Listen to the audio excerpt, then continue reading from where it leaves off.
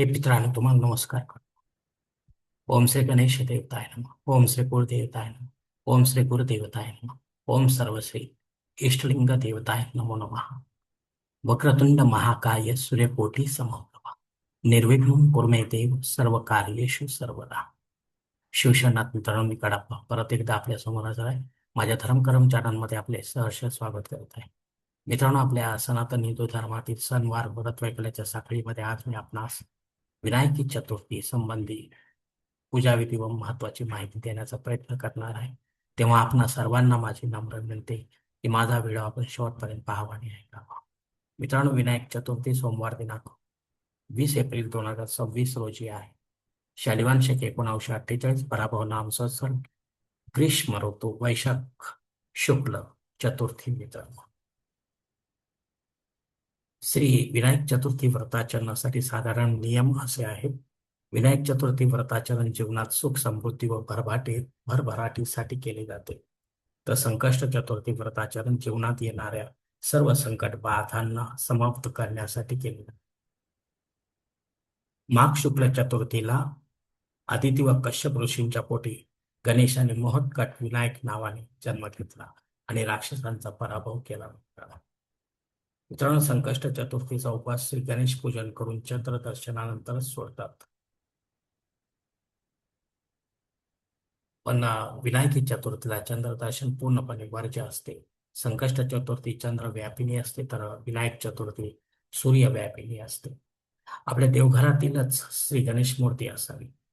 सुपारी वगैरे असू नये. मूर्ती नसेल तर मग श्री विनायक गणेशाचा छोटासा सुंदर फोटो असावा.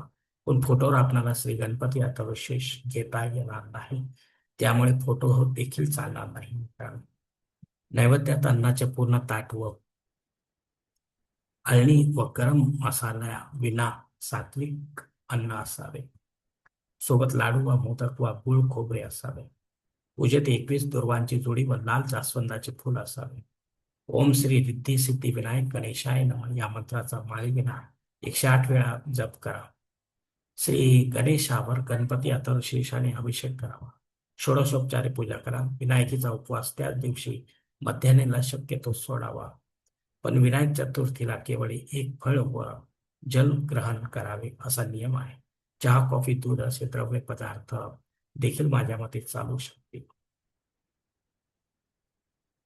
सायंकाळी आरतीनंतर फलाहार घ्यावा असेही सांगितले आहे. दुसऱ्या दिवशी सकाळऐवजी मध्यान्हेला कालसारखी पूजा करून उपवास का सोडू नये असा माझा प्रश्न देखील आहे. अन्यथा दुसऱ्या दिवशी सकाळी श्री गणेशाचे गणपती अथवा शीर्षाने अभिषेक करत षोडशोपचारे पूजा करून सोडावा.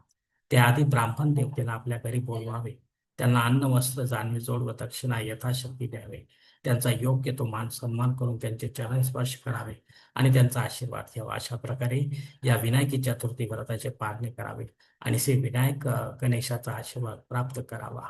जवळच आपल्या घराजवळ श्री विनायकाचे मंदिर असेल तर तेथे जाऊन आपण विधिवत दर्शन घेऊ शकता. मित्रांनो, श्री गणेश बाप्पाचे पण श्री गणेशाच्या कोणत्याही सेवेसाठी आपण जाणवेधारी असणे अत्यंत आवश्यक असते.